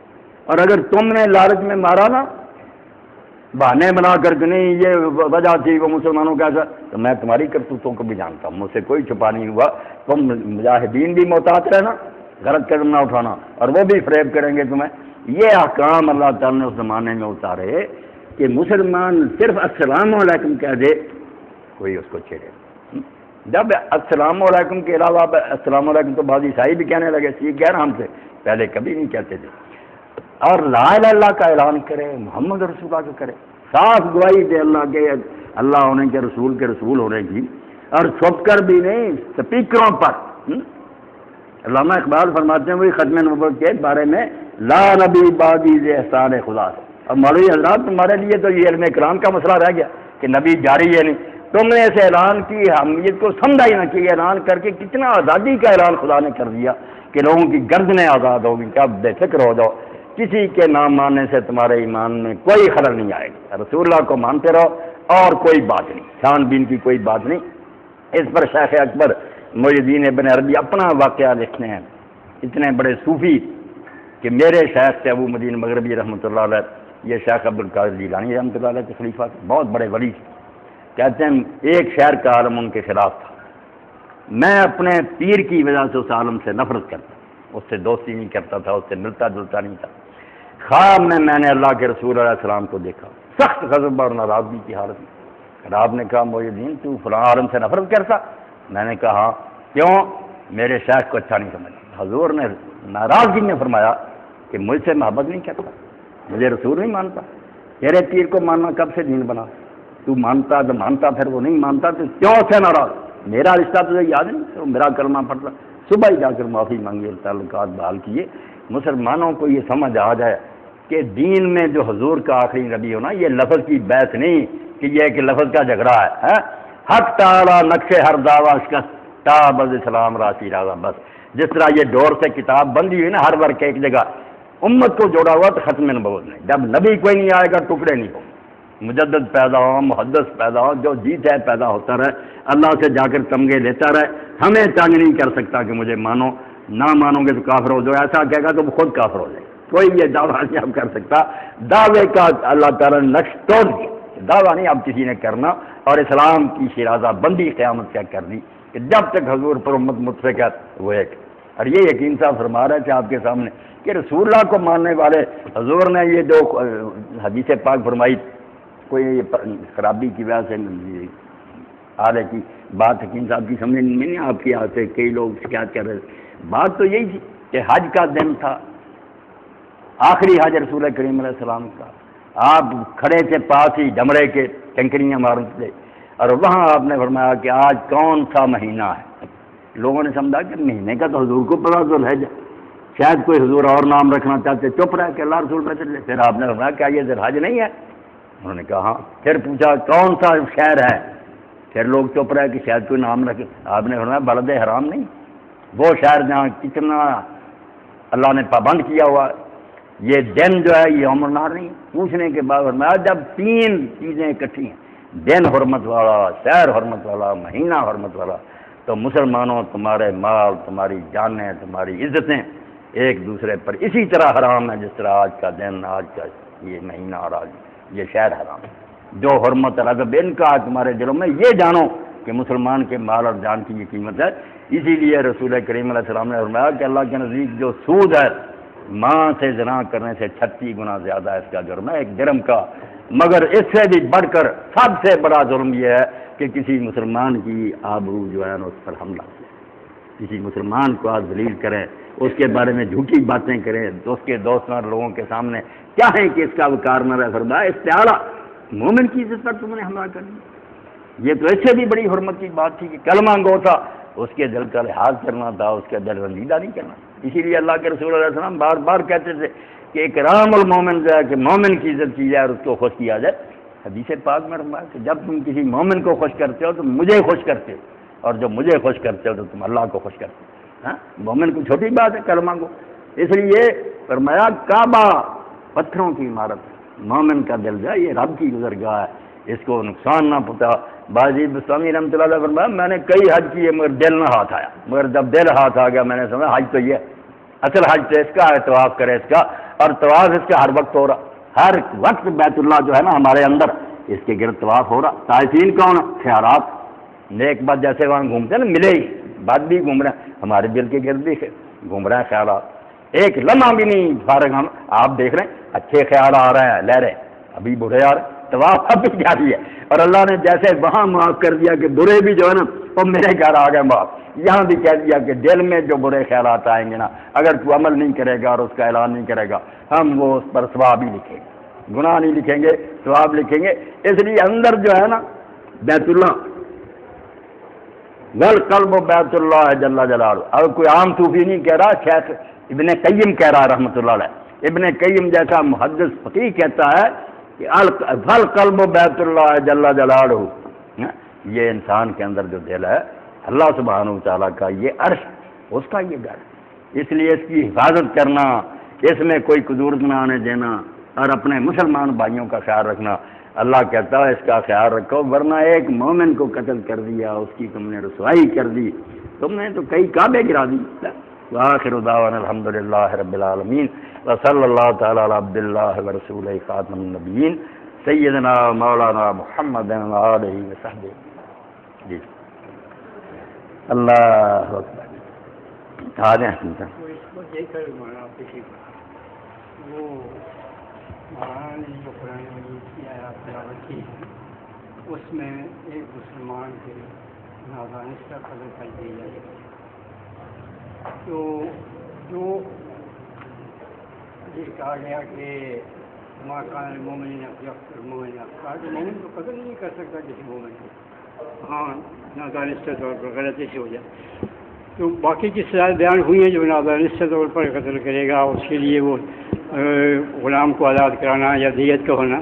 لیکن اگر کوئی مسلمان مومن کو قتل کر دیتا ہے تو اس کے لیے حالانکہ قرآن مجید قصاص ہے، پھانسی تو اس کو لگے گی اور وہ قتل بھی کیا جائے گا، لیکن اس کا بالکل ذکر نہیں کیا، بلکہ وہ عتاب جو ہے اس میں وہ دیکھیے کتنا ہے کہ ہمیں یقتل المؤمن متعمدا فجزاؤہ جہنم خالدین فیہا، بالکل قصاص کا ذکر نہیں کیا، بلکہ وہ جو قصاص اس کے مقابلے میں کوئی چیز ہی نہیں ہے۔ ایک دفعہ ایک آدمی کو پھانسی لگ جاتی ہے، وہ ٹھکانے لگ جاتا ہے، دوبارہ تو پھانسی اس کو نہیں لگ سکتی یہاں۔ تو جو اطاعت، مگر ابن عباس رضی اللہ عنہ کے منکر تھے، وہ کہتے نہیں اور گناہ بے شک بخشے جائے، قتل تو نہیں بخشا جائے۔ لوگ ان سے یہ پوچھے، وہ کہتے یہ آیت سب سے آخری ہے جو تم سورہ فرقان کی پڑھتے ہو نا، کہ جس نے شرک کیا اور قتل کیا اور زنا کیا توبہ کر لے تو اللہ بخشے گا، وہ تو کافروں کے لیے تھی کہ کافر جو ہیں جب وہ کافر ہیں انہوں نے کام کیے اس کے بعد توبہ کر لی اور بعض آگے ان کے شرک کفر کو کہا کہ ان کا شرک، ان کا قتل، ان کا زنا معاف کر دوں گا۔ یہ مومن کے لیے تو یہی آیت اتری، اس میں تو کوئی استثناء نہیں۔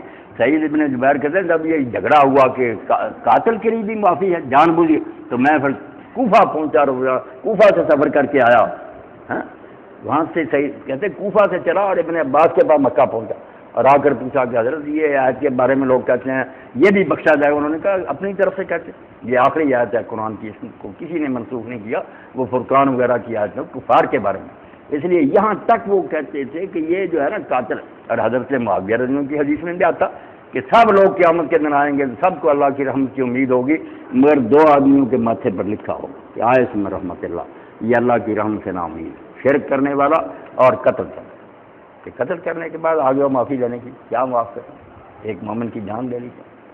تو اللہ پناہ دے، اس بارے میں بہت محتاط رہنا چاہیے۔ غلطی سے اللہ کہتا مارا جائے وہ بھی میں نہیں معاف کرتا، توبہ سمجھو 2 مہینے لگاتار روزے رکھو، غلام آزاد کرو، مذاق بن گیا۔ مومن کا خون پانی کی طرح بہ رہا اور اپنے ہی کر رہا ہے۔ اسی طرح کرن لا رنس جبہ پہن لیا، عربی زبان کا ماہر ہو گیا، عرب شیوخ سے تعلقات بڑھا لے، بڑا درویش ہے، اور اس نے نامراض نے سارے عربوں کو بیوقوف بنایا، شریف مکہ دوسروں کہ ترک آپ کے کیا لگتے ہیں، تم عرب ہو، تم حضور کا خاندان ہو، ترکوں کو دفع کرو۔ پوری دنیا میں عثمانی خلافت تھی، یہ اس کے صوبے تھے، گمراہ کر دیا، چکما دیا کہ ہم تمہارے آزاد علاقے بنا دیں گے، بعد میں پھر سارے وعدوں سے پھر گئے۔ کافروں کا بھی کوئی وعدہ، فرانس بیٹھ گیا کہیں، انگریز بیٹھ گیا کہیں، بڑی دیر غلام رہے علاقے، برائے نام ان کو بنا دیا۔ تو اس زمانہ میں جب یہ شریف مکہ غدار ہو گیا، ترکوں کا خون بہہ رہا تھا، ہماری فوجیں جو ہمارے فوجی تنخواہ دار کیا شہید ہونا، تنخواہ کے لیے مرتے ہیں، اگر ہندو دے دیں ان کو ہندوؤں کا کام کریں گے، سکھوں کو دے دیں، یہ تو ملازم پیشہ لوگ، کوئی ملک وطن دین کا نہیں ہوتا، ملازمت کا حق ادا کرتے ہیں۔ اس طرح کے شہید تو ہندو کہتے ہیں ہمارے بھی ہیں، وہ نہیں مرتے ملک کی خاطر۔ تو یہ مسلمان سپاہی 5-10 روپے تنخواہ سے انگریزی فوج میں داخل ہو کر ترکوں کے خلاف عراق میں، شام میں بڑا خون مسلمانوں کا بہایا، بڑے مارے انہوں نے، اور تمغے دیے۔ ہمارے گاؤں میں بھی تھے، وہ بابا جی فوت ہو گئے، بابا کو تمغہ تھا اس کے پاس انگریزوں کا دیا ہوا کہ یہ فتح ہوئی، ہمیں اب ترک مارے گئے۔ تو اس وقت پھر علامہ اقبال روئے، جلسہ ہو رہا تھا مجلس اشاعت اسلام کا، نظم پڑھی اور اس میں بیچاروں نے رو کر پڑھا، بیچتا ہے ہاشمی ناموس دین مصطفیٰ، حضور کے خاندان سے کہلا کر یہ سید شریف مکہ، بیچتا ہے ہاشمی ناموس دین مصطفیٰ، خاک و خون میں لوٹتا ہے ترکمان سخت کو۔ ترک بیچارے جو ہیں وہ خون میں لیتے رہے اور یہ بے ایمان جائے یہ دین بیچ رہا۔ کیا خوب امیر فیصل کو سنوسی نے پیغام دیا، اس شریف مکہ کا بیٹا تھا نا فیصل، اس کو پھر عراق کا بنا دیا۔ تو شیخ سرنوسی الجزائر میں بڑے مجاہد تھے، کہتے ہیں علماء ہیں، علماء ہی جو ہر وقت دین کا کام کرتے ہیں۔ یہ جب سب بے ایمان ختم ہو گئے اور فرانسیسی فوجیں داخل ہو گئیں تو شیخ سرنوسی نے پھر جنگل میں اپنی خانقاہ بنا لی، مجاہدین کو کہا سے نفل نمازیں اور جو ہے نا قرآن کی تلاوت بند، کوئی ان کی ضرورت نہیں، گھوڑوں کو کھڑکھڑا کرو، تلواریں چلاؤ، بندوقیں چلاؤ، ایسا عہدہ بنایا، کئی سالوں تک فرانسیسیوں کو ناک چنے چبائے۔ تو شیخ سنوسی نے پھر اس کو پیغام بھیجا، کیا خوب امیر فیصل کو سنوسی نے پیغام دیا، تو نام و نسب کا حجازی ہے پر دل کا حجازی بن نہ سکا۔ تو کہلاتا ہے کہ میں عرب ہوں، کوئی عربوں والی بات ہے؟ مسلمان یہ کام کرتے ہیں کہ کافروں کی حمایت اور مسلمانوں کو مارنا، تب رونا ہی ہے نا۔ وہی بات اب دہرائی جا رہی کہ کوئی بات نہیں، اگر وہاں شرعی عدالتیں بن جاتی جو جی چاہتے، ایک مدرسہ کیا پاکستان کا بگاڑ سکتا تھا؟ خواب خواہ ایشو بنایا، بجلی بند کر دی، پانی بند پہلے کر دیتے، بیچارے خود ہی ختم ہو جاتے۔ ختم بھی کیوں کر رہا؟ کیا بات انہوں نے کہی؟ کہتے ہیں اٹھا کر لایا، کسی کی بےزتی کی؟ وہ آنٹی شمیم کو لائے، برقع پہنایا، عزت آبرو سے رخصت کیا، کہا بہن یہ کام نہیں ہونا چاہیے. ہاں؟ چینیوں کے ساتھ کیا، کسی کے ساتھ ذرا برابر کوئی زیادتی نہیں کی. حکومت کی بنائی مسجد، آپ کے تنخواہ دار وہ عالم ہے، کوئی بات نہیں، صرف بہانہ بنا لیا. اور بعد میں جو معاہدہ ہونے کے بعد اب تو کوئی بھی بات نہ رہ گئی کہ آپ کے لوگوں نے معاہدہ کیا، اندر لے گئے، ترمیم کر دیا. اب شجاعت بے حیا کہتا ہے کہ الفاظ بدلے سے مفہوم نہیں بنا. کوئی کہنے کی بات کرتے وقت سوچے آدمی کہ الفاظ بدلنے کی کیا ضرورت ہے اگر مفہوم کوئی ہے. کام خواہ کا شوشا، اور پھر وہ صبر کرو، انہیں دکھاؤ، پوچھو، کوئی نہیں بدلاؤ اتنے منٹ کے اندر اندر چڑھائی کر. لاشیں خراب کی، کئی کی لاشیں ایک ایک بکسے میں بند کی، دکھائی ہی نہیں. کئی ان کی مائیں بہنیں ابھی تک روتی ڈرتی ہیں، ان کو لاشیں نہیں مل رہی. یہ کچھ مسلمانوں والے کرتے ہیں. کیا بغاوت ہوئی، ساری بدماشیاں. اور پھر اب جو نتیجہ نکلا، جگہ جگہ ہو رہے ہیں ہنگامے، رو رہے ہیں کہ یہ دہشت گرد ہے. دہشت گرد تو آپ خود پیدا کرتے. جن کے بچے مارے ہیں، یہ 3 سارے سرحد کے اور بلوچستان کے، وہ آرام سے بیٹھیں گے. وہ غریبوں کے بچے آ کر پڑھتے. جی مقبول صاحب کچھ بات ہے آپ کے ذہن میں، 7-8 منٹ رہتے ہیں، پوچھ لیں.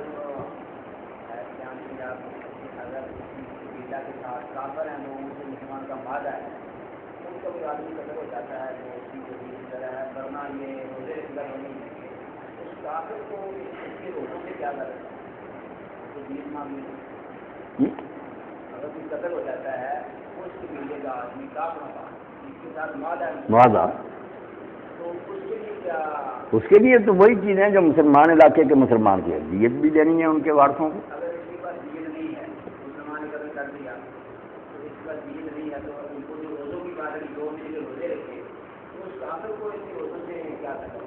نہیں، کافر کو تو روزوں سے کسی کو بھی تلق نہیں، نہ مسلمان کو تلق. وہ تو توبہ اللہ سے معافی مانگنی ہے کہ میں نے اتنی بڑی غلطی کی، اللہ مجھے معاف کرے. ورنہ مسلمان بھی جہاں دیت لے لیں یا معاف کریں.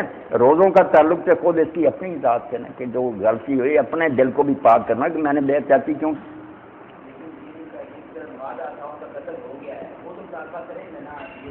نہیں مانتا اللہ تعالیٰ کہ ان کو ان کی دیت پوری کر کے دو. اگر یہ اکیلا نہیں دے سکتا تو پھر بھائی نذیر بیت المال میں جو اللہ نے والغارمین رکھا ہے وہ مد یہی ہے کہ جو تاوان کے نیچے آ جائیں نہیں دے سکتے، بیت المال ان کا دے. اور غلطی کی خطا کی جو ہے نا ہے بھی دیت. یہ اکیلا قاتل نہیں نہ دیتا. اس میں بھی شریعت نے انصاف کیا کہ اس سے غلطی سے مرا، اس سے اکیلا کیوں بڑھے. وہاں انشورنس ہے کہ آخلا اس آدمی کے خاندان کے جتنے بالغ ہیں نا، ایک دادے کی اولاد، وہ سارے 3 قسطوں میں 3 سالوں میں نا وہ رقم پوری کر کے دیں گے. اور اگر اس کا کوئی محکمہ، حضرت عمر رضی نے پھر کہا وہ خاندان تو رہی محکمے پر تقسیم کر دی، بڑے افسر سے لے کر چھوٹے تک سارے مل کرنا. اور کہا بھی اس کو آخلا روکنے والی، یہ ان سب کا کام ہے اپنے بندوں کو سنبھال کے رکھے کہ اگر ایسا کریں گے تو پھر یہ بھرنا پڑے گا ایکسیڈنٹوں کا. ہاں جی، 3 قسطوں میں آخلا وہ ادا کرے گی، قاتل نہیں ادا کرے.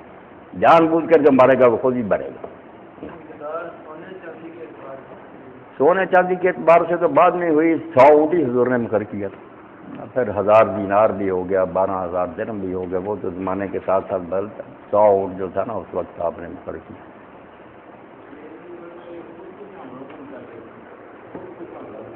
جی یہ بھی نواز صاحب لوگوں نے بات اب شروع کر دی، خود کش حملے جو ہیں. کوئی علماء بھی بیچارے جان چھڑا رہے حرام ہے. اگر خود کش حملے حرام ہے تو جہاد ہی حرام ہے. جو مرنے کے لیے نکلتا ہے خود کش تو ہوتا ہی، دوسرے کو شاید وہ مار سکے یا نہ مار سکے.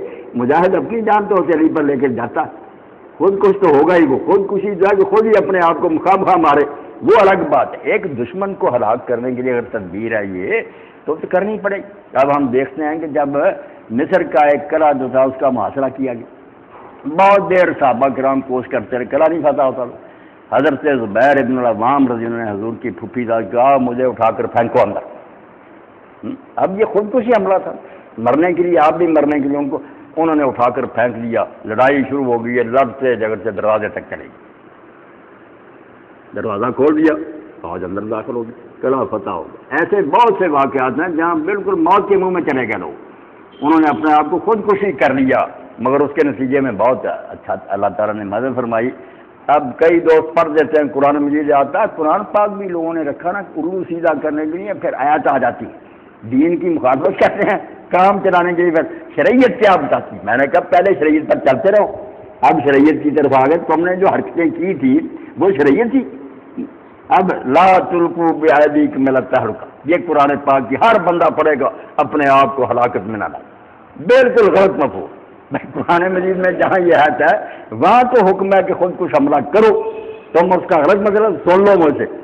بالکل آیت کو سیاق و سباق سے الگ کر کے پڑھ رہے ہیں. اس کو سمجھ جان بچانے کو کہ یہ ہلاکت میں اپنے آپ کو نہ ڈالنا. اللہ کہ اللہ کہتا ہے جان بچانا اپنے آپ کو ہلاکت میں ڈالنا. جہاد چھوڑ دو گے بزدل بن کر اندر بیٹھ جاؤ گے تباہ ہو جاؤ. ایت یہ ہے ساری پیچھے سے آ رہی. حضرت ابو ایوب انصاری رضی اللہ عنہ نے جب قسطنطنیہ کا محاصرہ تھا ایک مسلمان خود کش حملہ آور ثابت ہوا، گھس گیا فوج کے اندر، تلا ہزاروں کافروں کے اندر. تو کئی پڑھنے لگے کہ اللہ کہتا اپنے آپ کو ہلاکت میں نہ ڈال. تو حضرت ابو ایوب انصاری نے فرمایا ظالمو قرآن کی غلط تفسیر کر رہے ہیں، قرآن کا مفہوم بدل رہے. یہ تو ہم جو انصار تھے پہلے حضور کا ساتھ دیتے رہے، جہاد کرتے رہے، پھر ہم نے کہا کہ مجاہدہ بہت پیدا ہو گئے، ہمیں اپنے یار باغوں کی بھی کچھ فکر کرنی چاہیے، کھیتیاں تجارتیں ہماری جو ہیں وہ مدھم پڑ گئی. اللہ نے وہاں اتارا کہ اگر جہاد چھوڑ کر تم ان کاموں میں لگ گئے تو اپنے آپ کو ہلاکت میں ڈالو گے، یہ کام نہ کرو. آیت تو اس لیے اتری اور پڑھ لے وہاں سارا. یعنی جہاد چھوڑنے کو اللہ نے کہا. اب ان ظالموں نے جہاد سے جان چھڑانے کے لیے کہ جان بچانی چاہیے. اللہ کہتا جان بچاؤ گے مر جاؤ گے، اندر گھسو گے کافر آ جائیں گے، اندر آ کر تمہیں ختم کر. اس کی بجائے بہادروں کی طرح نکلو، کسی کو مارو گے مر بھی جاؤ گے تو کوئی بات نہیں. حضرت ابو ایوب انصاری رضی اللہ عنہ نے کہا یہ جو ہم سوچتے تھے نا کہ اب جہاد چھوڑنے اور اپنے کاروبار کی فکر کریں، ہمیں اللہ نے کہا کہ یہ کام نہ کرنا. جہاد اگر چھوڑ دو گے تو اپنے آپ کو ہلاک کرو، ورنہ بہادری اور جرأت سے مرنا مقصد ہونا چاہیے. یہ ہے کہ مقصد آ رہا ہو اور یہ بھی سوچے کہ خواہ مخواہ کسی کو نہیں مارنا، کوئی ٹارگٹ ہو کہ یہ ظالم جس کو مارنا اس کے ساتھ کوئی مرنے. اب یہ سوال بھی پیدا ہوا، اب نہیں ہو پہلے ہی ہوا کہ اگر کوئی ایسا کلا آپ نے وہاں یہ ایسا حملہ کیا، وہاں بچے ہیں عورتیں ہیں اور کئی تو مسلمانوں کے بھی ہوتے تھے کہ پکڑے ہوئے ہوتے تھے کافر، ان کو ڈھال بنا لیتے تھے آگے کرا. اب علماء اسلام کے سامنے سوال آیا کہ مجاہد یہ دیکھتے رہے کہ یہ مسلمان ہیں ان کو قتل کرنا حرام ہے، یہ سوچیں جہاد کیا ہوگا، پھر گھر کو لوٹ جائیں.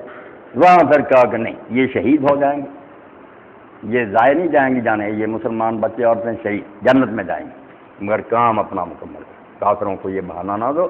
یہ ساری باتیں طے ہو چکی ہیں. اور اگر آپ دیکھیں کیا کریں یہ مسلمان ظالم حکومت جو دین کو پھیلنے نہیں دیتے، ہمیں کہتے ہیں لبرل فلاں. ایک کتاب ہے جو پورے عالم اسلام میں بلکہ پوری دنیا میں ضبط نہیں پڑھنے دیتے، حالانکہ وہ پی ایچ ڈی کا مقالہ 3 اتنی بڑی بڑی جلدیں، الجہاد والقتال. وہ الاوزاعی یونیورسٹی جو دمشق میں، وہاں سے اس نے ڈاکٹریٹ کیا، اور جو بورڈ تھا جس نے یہ ڈگری دی انہوں نے لکھا شروع میں کہ اگر اس سے آگے کوئی درجہ ہوتا تو ہم تجھے وہ دیتے.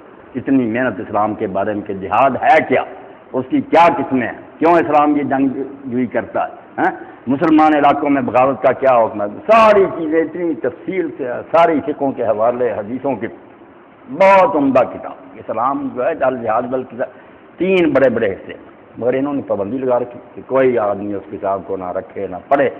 یعنی دین کے نام سے یہ کانپتے ہیں کہ اگر مسلمانوں میں یہ جذبہ بیدار ہو گیا تو ہم پھر کیسے ظلم کر سکیں.